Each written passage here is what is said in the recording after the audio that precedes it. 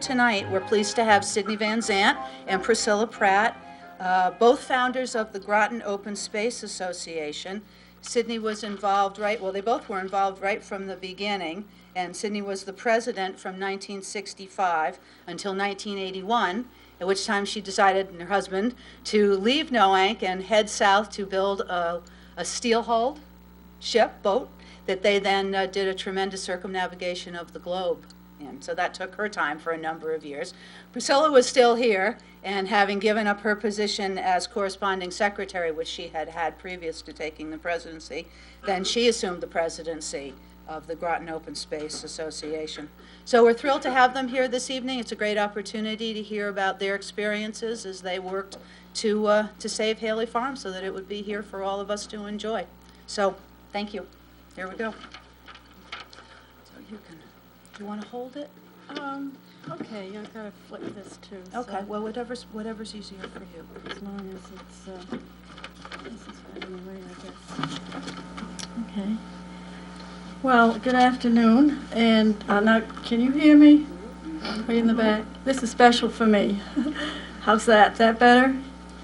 Okay. Now, I presume most of you are familiar with Haley Farm State Park. And if you go down there to the entrance, you will find the following words on the sign. This rich and varied land tells through its stone walls, orchards, woods, and meadows the story of over 3 centuries of Connecticut land in the service of man and nature. Now, Sydney and I are going to give you a thumbnail sketch of this story. I'm going to start way back in glacial times. And show you a large boulder, which was deposited in glacial times at the southern tip of present-day Haley Farm near the railroad tracks. It was an Indian landmark and was called Canopy Rock, spelled R-O-C-K-E, in the original Winthrop grant in colonial days. It was renamed Jemima's Rock probably in the 1780s after a charismatic religious sect founder named Jemima Wilkinson, who was supposed to have preached there, utilizing its unusual shape as a natural pulpit. To some it is known as Pulpit Rock. Now, Jemima is a subject of legend as well as history. One such folk tale has her being in love with a British officer and her subsequent swoon and death when he returned to England without her. Her funeral was held with all sorts of kind words said about her, and when the wooden casket was being moved out of the church, Jemima is reported to have returned to life, sat up in the box, recited volumes of scripture, and stated that from now on she would do all the talking. She became a well-known evangelist, had many followers, moved first to Pennsylvania and then to New York State, where she and her followers founded the town of Penn Yan, Pennsylvania Yankee. Robert Schneider gave a fascinating program on her life and accomplishments at a Groton Open Space Association annual meeting a few years ago, well worth repeating. Now we move on to Palmer's Cove. Palmer's Cove was known to the Indians as Taskegonuki, was a favorite Indian shellfish ground. Shell middens and numerous arrowheads have been found in the area.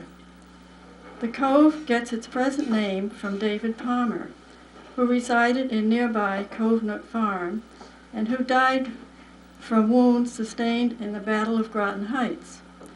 He was brought back to his home after the battle, where he passed away. Now, the colonial map shows Winthrop's Necks and surrounding lands. The photograph was taken by Charles Pratt from the original manuscript, New London Town Records, the ancientest book from 1648, 1649, 1650, which is part of Styles Miscellany, Beinecke Rare Book and Manuscript Library at Yale. The Massachusetts General Court awarded John Winthrop the Younger a plantation in Pequot Country in 1644. He chose the land which is present-day Bluff Point, the Pequonnet Bridge Plain, Fort Hill, Haley Farm, Mulford Cove, and Groton Long Point. The Indians were relocated to Noank. Winthrop ran into difficulties finding tenant farmers willing to live in such a remote place, as they said. He even tried to enlist the Indians to move back and farm his land, but the Indian Robin Cassasinnamon refused, saying that Shepherd Smith and Goodman Morgan would not fence their lands, and their cattle and sheep running loose would ruin Winthrop's crops. Eventually, yeoman farmers were found. Winthrop became governor of Connecticut in 1657 to 1676, which left him little time for farming. Among the yeoman farmers were Francis Hall, who pastured sheep and horses there, Anthony Ashby, William Wadsworth, Edward Yeomans, Thomas Mumford, and Benjamin Brown. Litigation between the heirs of John ensued following his death between his sons Fitzjohn and Waite, and eventually their heirs. The vast holdings at some juncture were divided into the Great Farm or Bluff Point and the Fort Hill Farm. Now Waite's son, John III, was not satisfied with his share. He sought title to all of the Winthrop holdings, including that of his father, his uncle Fitzjohn, and his grandfather, Governor John the Younger. He also sought to exclude his sister, Anne Lechmere, from the inheritance that she had been awarded by the Connecticut courts in 1726. So on July 22nd, the same year, John III, quote, went on board Captain Marks about 9 o'clock and set sail with a northwest wind and fresh gale, bound for Bristol in Great Britain. Once there in England, he successfully brought his case before the courts, which, based on the principle of English law of primogeniture, acknowledged him as the sole heir to all the real estate of his ancestors in a decree from the king in council in 1728. But after all this contentiousness, John III never came back to America to claim his lands. So upon his death in 1742, the Groton lands were turned over to his son, John Still Winthrop IV. Now, the so-called Fort Hill Farm left Winthrop family ownership in 1789 when it was sold to Starchester. This land consisted of Haley Farm, Mulford Cove, and Groton Long Point. Now this map shows the location of the Chester gravestones, which are still on the Haley Farm. Turn left at the tulip tree on the path from the parking lot to Fitch High School. The bodies were removed many years ago. Somebody said they had gone to Ledyard, but the stones were still left on the farm. Now Sydney is going to point out some things on the map. This was a map that I did up after the Haley Farm had been saved, when we formed the Environmental Education Committee and wrote a book on made up of teachers to try and teach teachers that they could teach going out into the farm. And so this was to locate where they were. But one of the things that they talk about, let's see if I can get this going, is Racetrack Pond. This pond is fairly well hidden now. You can see it when you walk along this path. But Caleb Haley had raced horses down in Pequonnet Bridge. And this was, this along in here was sort of an oval that he used to train his horses around on a sulky. We called it a sulky, and that was in here. This trail goes off to Bluff Point and the bridge that is there, and that's it. Okay, yeah, we're going to talk some more about the racetrack pond shortly, but this will show you where it is on the property. Now, the property changed hands several times, from the Chester to the Barber family to Henry Lewis of Westerly, who sold it to Caleb Haley of Brooklyn, New York, in 1869 for $12,000. Now, Caleb Haley was a native of Center Groton. He went to New York to seek his fortune and worked in the Fulton Fish Market. He married Elizabeth Miller, daughter of his employer, and eventually established the firm of Caleb Haley and Son, and became a very successful fish merchant. He called the farm, which he bought back home in Groton, his yacht. Now, we're going to see the Homestead Exterior. And here's the 18th century homestead, which was on the property. The Haleys lived in one half of the house, and the tenant farmer lived in the other half. The Haleys maintained a large staff for the operation of the farm and the homestead and the entertaining which they did.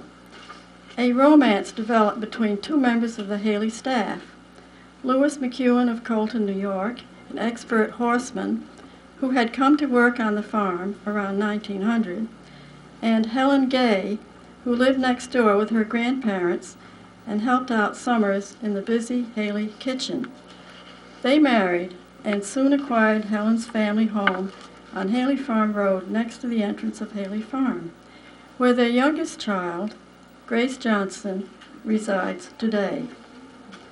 Now, I'm going to turn it over to Sydney again. I got a Christmas card this year from an old friend of mine who grew up here, Joanne Holby Howyer Hines, who was down taking care of her sister, who wasn't well at that time.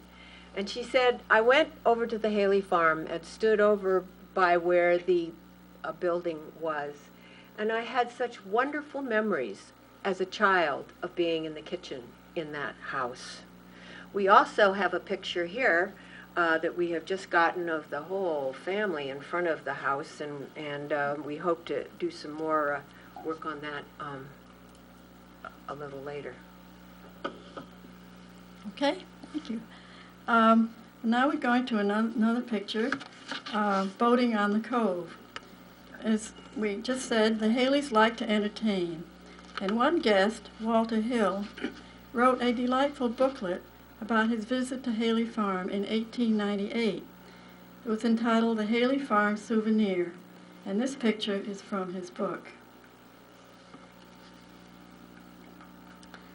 Now the next slide shows some ladies feeding chickens at the turn of the century, and the farm had about 45 cows, 25 head of other cattle, 18 horses, 2 working oxen, pigs, and chickens.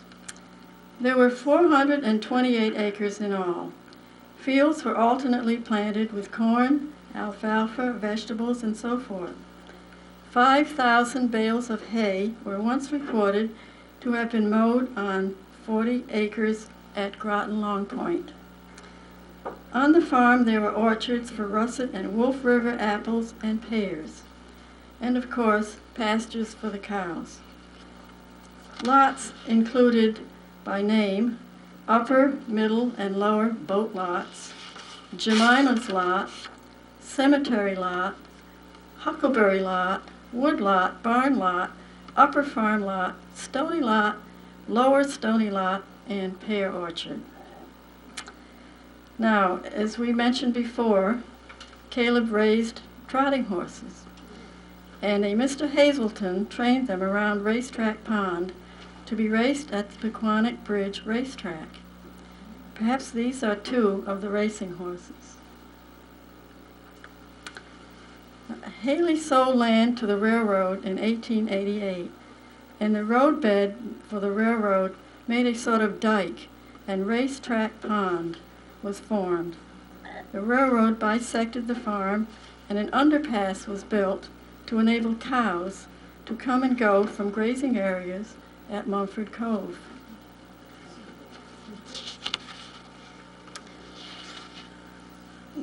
Now we see a man with 2 oxen. This is Caleb Haley standing with some family members, his son Sam, and Sam's daughter Juliet, and a pair of oxen, whom we shall hear more about next.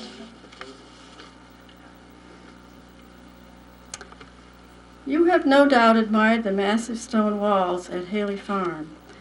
Those stone walls were made possible by those trusty oxen and an ingenious device known as a stone puller. The stone puller was invented by Francis E. Merritt, who resided in the large 1732 farmhouse at the top of Fort Hill. He worked at Palmer Shipyard during the Civil War and adapted the design of a large cradle used to move boats at the shipyard into a smaller device for handling stone. Wall building was a favorite hobby of Caleb Haley, and he was right at home, directing a gang of men in the art of wall building. The stone puller was run by Mr. Latham and Mr. Slater, Could we have the next slide? 2 neighbors and a pair of sturdy oxen. That is the stone puller. A lot would be selected for clearing stones, which would be drilled and then removed by the stone puller. If blasting was necessary, case powder was preferred to dynamite because powder would crack the stone, whereas dynamite would splinter it. The walls were designed in the manner of Roman roads and walls. A trench 3 feet deep and 4 feet wide would be dug and then filled with smaller stones and covered with fine stone, which made a surface easy for the oxen to walk over to do their job. Drainage was assured by this method and frost heaves avoided. The first layer of stones, called the bottoms, usually 1 to 3 tons each, were then laid and topped with lighter stone of 1/2 to 2 tons each. This work continued until the early 1900s, and nearly 3 miles of walls were built. Now, Walter Hill describes the workings of the stone puller in his booklet, Haley Farm Souvenir, 1898. And I think it's so interesting, I'm just going to read you a little bit. The machine is laid at right angles to the wall, the stone hoisted as high as the pulley admits. The oxen swerve in a couple of steps, and the stone swings into its position and is lowered to its bearings more handily and with less fuss and talk than I have ever seen anything of the same weight moved and placed before. Remember, we are talking about 1/2 to 2 to 3 tons each stone. Now, Caleb died in January 1924, and his son Samuel Haley inherited the property. He continued to run it as his father did until his death in 1947. 400 quarts of milk were sold daily until 1948. Now we go on to Goose Pond. And this is an old photo of Goose Pond. Before the farm had electricity, milk was cooled overnight in a stone structure at the head of Goose Pond to be delivered the following morning throughout the village. See Goose Pond in a modern photo.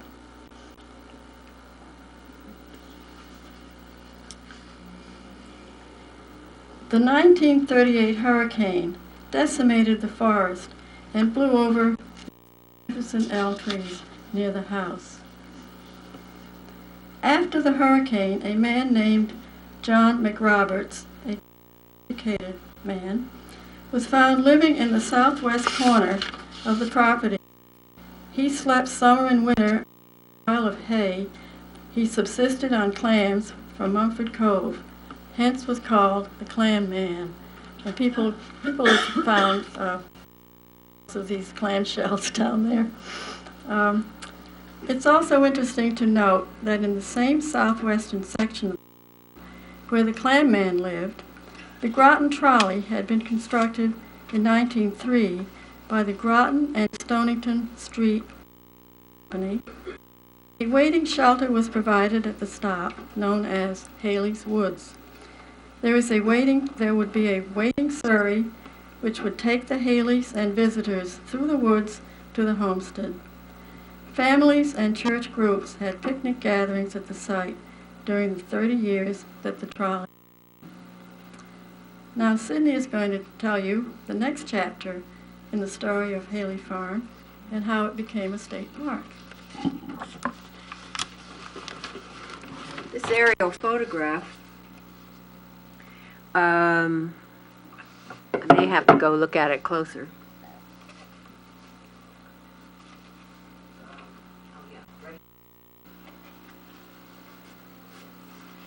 That's that stone wall that I just highlighted.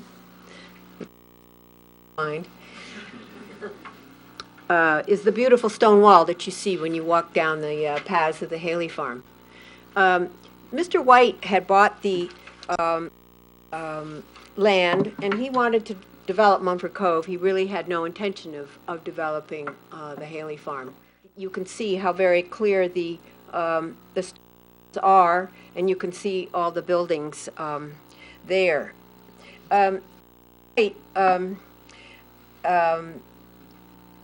Intended to sell the Haley Farm to Algernon and Blair for Coast Guard housing. But there was a lot of public opposition. It was just about the first time that people were aware that if a developer came in, maybe it was not an appropriate thing to happen to a piece of property. Algernon Blair wanted to put in duplex housing, and he wanted to do it for the Coast Guard, so you then have the federal element there. So supposedly that should have gone through.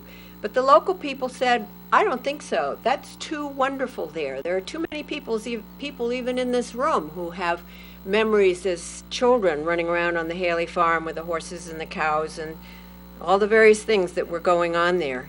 And so various people got together. We met mostly at Priscilla's brother, Mort Wright, who was one of the leaders of the gang fighting that. Priscilla and her husband, I was involved, Eva, a lot of people were involved. And what we ended up doing was hiring a lawyer.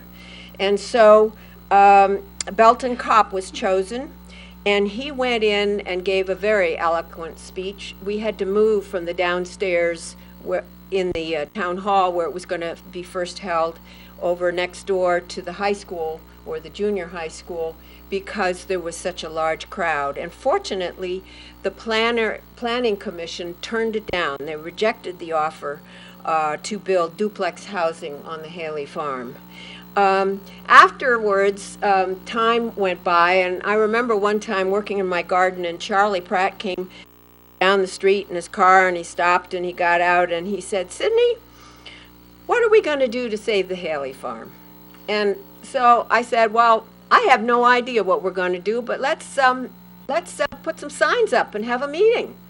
And so we did. We had it at the firehouse when it was still one great big large building, and it filled with people from Noank and Groton and Stonington, and they all came to see what we could do about the Haley Farm. Well, we ended up having about 4 or 5 meetings where we collected a lot of people to see what we could do to save the Haley Farm. There were a lot of words in that little statement, but it really caught, and various people just said, we just can't let that go. So we got some people from the Department of Agriculture came down and gave us a talk. John Hibbert of the Connecticut Forest and Park came, and various others came to help us. In the meantime, we were working in the background with the state officials, and in 1964 this all was happening. I'm sorry not to have that date for you. The Connecticut Forest and Park said that they would they would be our nonprofit corporation. Basically, they were going to be our umbrella. And the working that we had done in the background with the state people, they finally said, yes, we will help you. You have to raise the town's portion, but we will provide funds from the state, and we will get funds from the federal government. And then working also in the background, we were meeting with the planning department of the town of Groton and the town council. And we were meeting with the regional planning agency and the conservation commission. And everyone said, I think that that land would probably do just as well to be developed, that they wouldn't oppose it if people tried to raise the money, but they certainly weren't going to do it as a town project. And so we were basically on our own. And so on December 1967, at about our 5th large local meeting, we formed a new organization. I had taken over as head of the Save the Haley Farm Committee. Priscilla was the corresponding secretary. And when we had this 5th meeting, we decided we wanted to be more than just the Haley Farm, and in case some other things happened. So we became the Groton Open Space Association, of which I was the president and Priscilla was the corresponding secretary, writing letters like crazy to all of these people that were very important in pulling this all together. In January '68, the Connecticut Forest and Park Board voted to aid us in our drive, and we got the help from the Connecticut Conservation Association and the Connecticut chapter of the Nature Conservancy. They were our umbrella, and they also sent out our brochure. Now, this brochure is a true work of art. This was put together by Priscilla and Charlie. Charlie was an architectural photographer, and Priscilla is our English major over here who writes such beautiful prose and letters. And all of here is one of our brochures, which you may want to look at a little afterwards. But this was sent out all over the state. And we got started. We had $100,000 to raise. Back in 1967, $100,000 was a lot. And what's more, everyone said, we have enough green. Why do we need more? That was what we heard back then. If it's privately owned, it can and will be developed. But you know what? That's still the same thing that's being repeated to us now. And in 50 years, when everything that is not owned by the state or a land trust, everything, all the hills and all the valleys will be developed when there's any more than 2 empty lots together. And so for us, we felt that this was vital. This was also on a saltwater pond, and there were very few of those left. So we had some support from one of our local representatives, Lillian Erb, and 2 times during the period of time that we started this fund drive, she tried to get funds to help us out. But in each case, it never came out of committee. It was never voted on. By June 1969, 1.5 years later, we had raised $20,000. By August, it had gone up to $30,000 of the $100,000 we needed to make up the town's portion. And at that point, the directors went and met again with what is now called the DEP, Department of Environmental Protection, to see if they couldn't come with some more funds for us, because we had a long way to go. On December 8, Haley Farm was featured on Channel 12 in Providence on the Direct Question show. I was the spokesman. On December 20, 5 days before Christmas, I received a call from the state. If we could raise our total to $50,000 by March 1, it would be a done deal. That was 2 months and 10 days. Well, what are you going to say? No? We said, sure. Evidently what had happened was that the next developer had bought the whole thing, but the down payment went for what we call the upper 50 acres. And then he never paid any more interest to Mr. White, who then took back the Haley farm, but it was minus the upper 50 acres. Mr. White then went to the state and said, I'll sell this to you, and I'll sell it for a lesser amount. I don't know what that final amount was. Well, I don't know who trimmed our Christmas trees that year, but there wasn't much activity in that direction. And we launched a concentrated fund drive. Charlie and Priscilla once again came up with another fine supplementary brochure, and 7,500 were sent out statewide. Ads were taken out in the local newspapers requesting funds. An anonymous gift called Match 3000 was offered for residents in the Noank Fire District. We coordinated a special group to run that project. People started calling in with offers of bake sales, kids had car washes, town organizations, garden clubs, many groups called in to help. February 7, total reached 36,000. February 14th, total reached 40,000. Amby Burfoot, our local hero, a recent graduate of Fitch, wanted to make money with his gift. He wanted to have a rock concert, and he wanted it to be in the largest auditorium in town, which was the City of Groton Municipal building.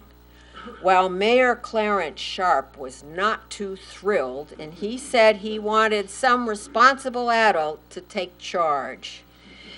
Amby lined up for the next city meeting a group of his family friends, but the mayor did not know any of them. He asked me if I would run it, but I had a little deadline to deal with on March 1. I said I have my hands full. We were saved when attorney Robert Chip Anderson got up and said he would be the responsible person, and Mayor Sharp knew him and said, all right, you can have your rock concert.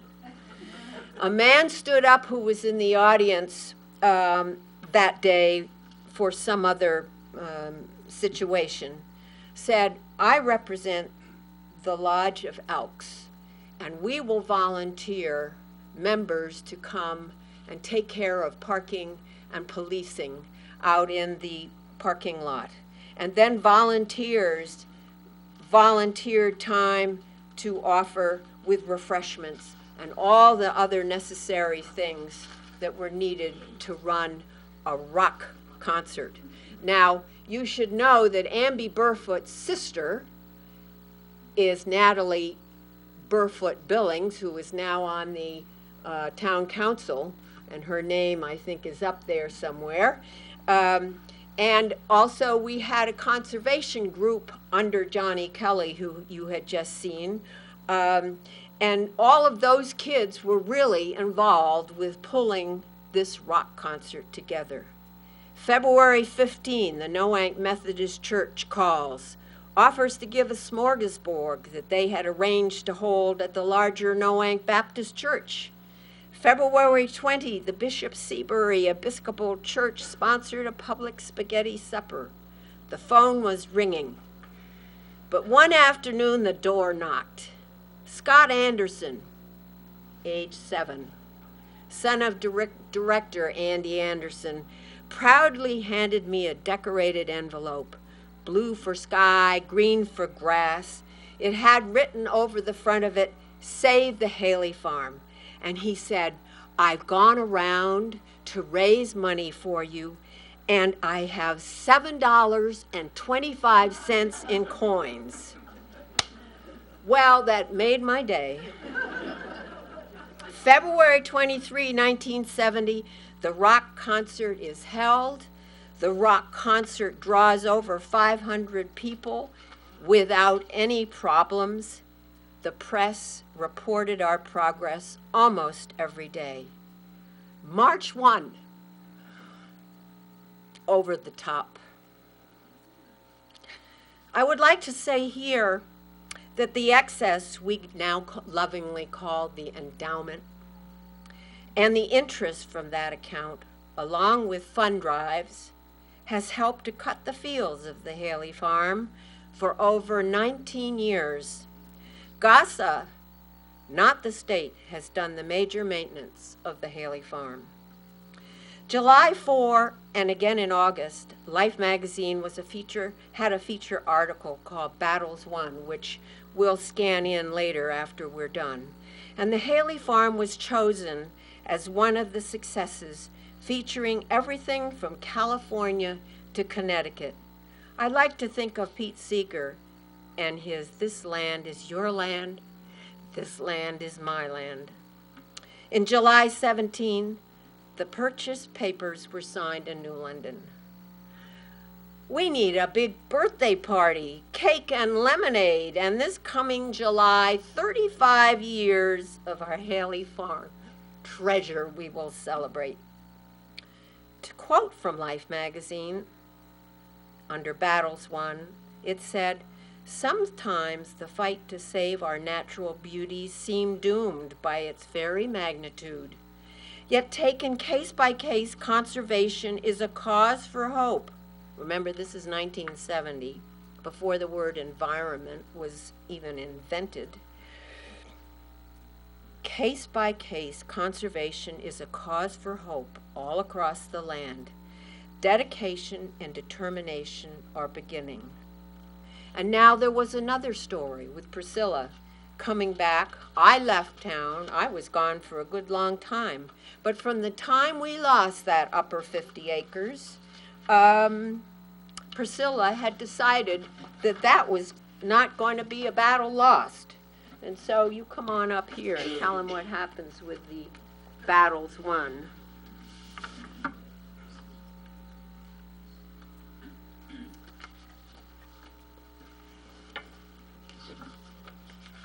Well, as Sydney explained to you, there was still remaining when the original purchase in 1970 of approximately 200 acres. 50 acres which were held back by the developers, the O&G Construction Company, New Haven, which was then also called the Guerra DeAngelis Trustees. Now the story of trying to acquire that 50 acres is not as dramatic as the one which Sydney has outlined to you, which was really a wonderful event and something we all remember with great joy and pride.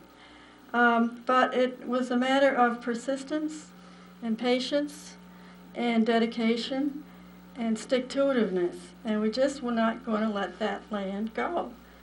So the land involved was between the Northern Park boundary and Fitch Senior High School, and then it goes out to the street from there. There's a pond, and it's very high ground, and before the trees grew way up, of course you could see way off into Fisher's Island Sound. Well, at any rate, we tried for 30 years to interest both the town or the state to purchase the property. And we either didn't have a willing seller or we didn't have a willing buyer who wanted to pay the price. And so nothing happened. In the meantime, of course, there were several threats to develop the property, which were promptly opposed by our group and also by many other concerned citizens. One threat was for 48 houses, another for 95 houses, and then also a more recent proposal for a large road to go across high school property to open up the Bowen Briggs adjacent 7 acres, which would then have opened up the 50 O&G acres to development. All of these were subsequently defeated, and the town didn't want the school land used either for that purpose as far as having a major road go through it. So when this road was defeated, we then contacted the Guerra DeAngelis O&G trustees, who now offered, realizing, I guess, that maybe, they weren't going to develop the property, they offered to sell the property to the town or to the state. And it happens that at the state level, the Governor Rowland had gotten through, and the legislature had started his open space acquisition program and the Natural Heritage Trust program. So at last there was both a willing seller and a willing buyer, and it all clicked. And the state had the funds for such an open space purchase. So in 2002, the state purchased both the 50 acres and also Bowen Briggs 7 acres, which added to the Haley Farm State Park. After 30 years of persistent and stalwart efforts by our association and other citizens, this significant tract was now preserved for the enjoyment of present and future generations.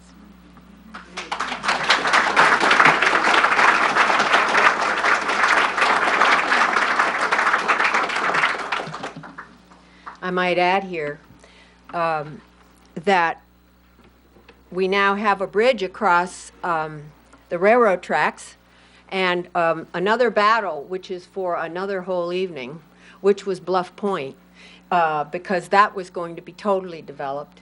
And that was saved with many of the members of our organization and many other very active, wonderful people. And a combination of the two, of Bluff Point, go across the bridge, come to Haley Farm, and we have over 1,000 acres that are now saved. Now, to continue on with our little story here, we have some Girl Scouts in this photo who applied for a grant from by the Trails Council, and it was the first such grant that had been applied for, and we had really thought that we would love to have this be a working farm, but we really felt we should get a study of what we had here, what the size of the barns, the nice features on the barns. And so they hired an architectural photographer who came and did photographs of the barns and then measurements of the barns. And we have all of those. If we ever had lots of money and wanted to rebuild all of those, we have all of the records thanks to that group of Girl Scouts. We have in the next picture, we have a close-up of the window of the barn. And then we have some more barn photos in the next picture. And there was a mess there at the Haley Farm because the contractors had been there getting the gravel and what have you. And so in the next picture, there's the conservation group. Now, amongst that group, I have this in our own personal photo album, which we have out very often because it includes the life of everyone who usually comes into our house. And Eunice Sutphin, who is now on the board of the Inland Wetlands, is the gal in the front with the striped black and red shirt. And there's a hat behind the fellow standing over on the right, and that's Natalie Burfoot. She was there. And the men of the Public Works, who again came to our aid, said that if you get all that stuff, we'll have a truck there and we'll take it away. So we came with big tires and cans, and we had this wonderful cleanup with those wonderful kids. And next.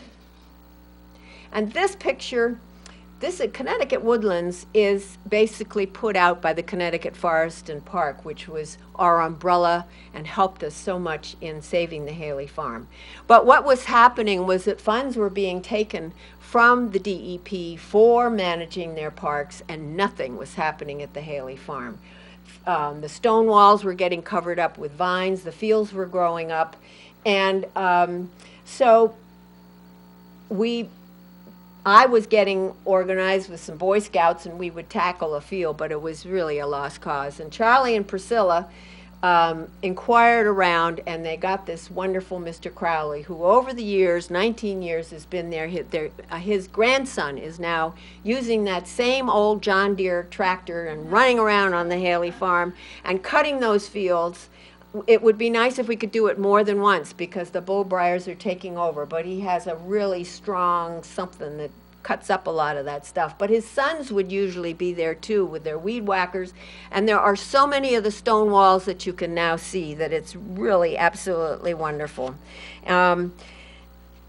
The next shot shows our osprey picture. Now there's three little tails to go with that. I don't know if you happen to have seen the New London Day, and then another picture in the Mystic River Press of the raising of a brand new osprey nest. Last year's osprey sort of had their nest at this angle. And this nice gentleman from down in Old Lyme by the name of Jim Morgan, who has for 30 years built osprey nests, came and put the crossbars that kind of kept it from going any farther, but he had to do it while Mom and Dad were still there. I don't know, but what there were still babies on the nest. He said it was a real tough time doing that with those guys, not being very happy with him there. But then this year, the whole thing bent over like this, and the contents of what was up there ended up in the marsh. And Mr. Jim Morgan of the Pottapog Audubon Society of Old Lyme built another one. And then we had the great raising. I'll tell you, that was a very heavy piece of wood that we were pushing up. And it was just before Easter. And I was thinking, my, this seems like a very familiar kind of thing to do. But the Pottapog Audubon Society were the ones that that paid for all the equipment. They did such a fine job. But I want to also say that back in 1963 through 70, 75, when we were doing all of this, this was the time we had lost our osprey. They had gone. They didn't go away. They were dying. DDT was being used everywhere, and it was just at the beginning where suddenly people said, we have got to stop using DDT because it's getting into their systems, their eggshells aren't strong enough to hold the parents, and they are not raising any young. So there was a study, many studies done, and I think some eggs were brought from down in the Chesapeake, and they started slowly, and the DDT got on the bad list and started being sprayed less. And so we now have osprey. And when I was there last week at the Haley farm to check out to see which fields were left, I went around the corner, and there they were. They had just arrived, and they were talking to each other, those two osprey. And we have a friend who lives across the way, and she said, yes, they're starting the nest making, so we've got them back. So next we have cleanup day, and that has been running for, I think this is our 9th year. I have our new one right up here. And this was started by the late Barbara Johnson, whose mother-in-law, Grace Johnson, has already been mentioned. And we go there and we bring bags, and hopefully you'll all come too, because there's even been less funds for the DEP to run things. John Lincoln, who you saw 2 months ago, and I spoke about 2 months ago, has one full-time man to run 18 parks in the wintertime. So if anyone wants to get a hold of a legislator and say, will you please, there has been a freeze on hiring, he has not had any help, and now he's got to train in his part-time help so that whatever is done, which isn't much, because he doesn't have as much part-time help. So we can use help from all of you calling your legislators and getting that freeze taken off, getting some more funds for John. And then maybe we'll even have an outhouse there if we can have some more people. That's been one of my hats this year up in Hartford and various other places. So cleanup day is coming up, and it's the Earth Day and of this year, and it'll be I believe the 23rd or 24th. It'll be the Saturday, and it'll start at 7 in the morning and it goes till noon. And this next picture is some former shots of former Earth Days. We have Dave Barron, the former or the late Dave Barron, Dave Eaton, Omar Alvord, and Jim Musanti, who are helping with the cleaning and the raking in the parking lot. Omar is a present director. Dave Eaton was a director, and also Dave Barron of the Groton Open Space Association. And next, we have last year's, and there's our fine clicker over there, Genevieve Cerf on the left, and Edith Fairgrave, and yours truly, Sydney Van Zandt. And you should see and take note of our website. The website gives you our history. The website gives you what's going on at the very moment of all over the town of Groton. And one of our directors Jim Furlong, does an excellent job of keeping you up to date if you want to know what's going on in Groton. So that was our last year's, and we hope you'll be at our next year's. Now we have, the next one is a picture, and I may end up just having a light, because by the time I've tried to figure out how to get that little red thing over there, if we can have a, oh, I'm going to go away from this thing while I'll talk loudly. Is that all right? I can take it with me. Okay, here's what we have. We have Bluff Point, and when we first started, the Bluff Point Advisory Council first started, the state had only owned this little strip here, and the rest of this thing was going to be developed. Again, that's a whole other story, and it also continues over here. And this is where we have the, when they put all of that fencing in along the railroad tracks, they then built us a bridge so we can get to the Haley Farm. And here we have the Haley Farm, and here are the upper 57 acres. And then we're going to try and make a corridor of green all the way across this town, because you have Pine Island over here, which is basically the Thames River. And then you have Haley Farm. You walk across the street, and here is the Mort Wright Preserve, with a trail in there, but it needs improving. And it's right behind the annex and the town police. And then what we're going to try and do, Groton Open Space, is buy the Merritt property. We have a signed deed. We have an offer for $1 million.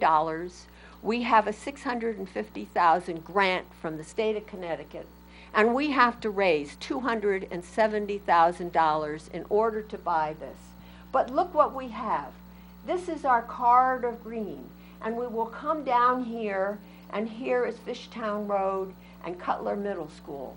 So that between the middle school and between Fitch High School and Grasso Tech uses Haley Farm all the time. I meet them there all the time for studying. It'll be good for us. It'll be good for the wildlife to have this corridor, because from here we can go down into BB Cove, and we can cross 215, and we can go right to BB Cove. I mean, we can go to, this is BB Pond, and we can get right to BB Cove. Or in the other direction, we cross Route 1, which is right here, and we have Pequot Woods, and then we have Sandy Hollow Road, which is a heritage road, and you walk right down, and you're at the Mystic River. So this is what our dream is. We're being held up, have been held up with a developer and Mr. Merritt. And when we can get our clear title, we're going to be full speed ahead, and we're then going to need to turn to everyone who is watching this right now, because we're going to have to go back to the bake sales. We're going to have to go back to the spaghetti suppers. We're going to have to dig into your pockets deeper than maybe it came from before, because you've got to know that whatever isn't open space now, this is yellow, is around our water supply. And the city of Groton only owns 20% of the water, of the land around the water. And 80% is owned by private parties, and it will all be developed in 50 years. But if we can save this, we will have a green belt that will take us across, and in 50 years, when everything else is developed, at least we'll have that.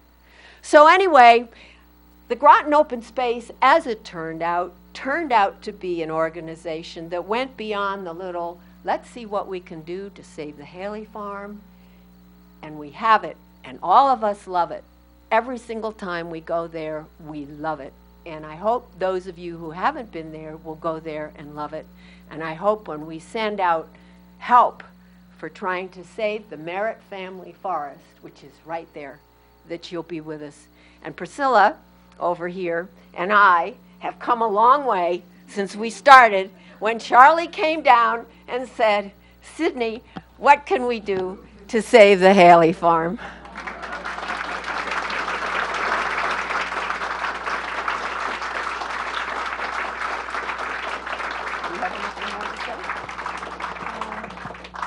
No, I just, which one of this?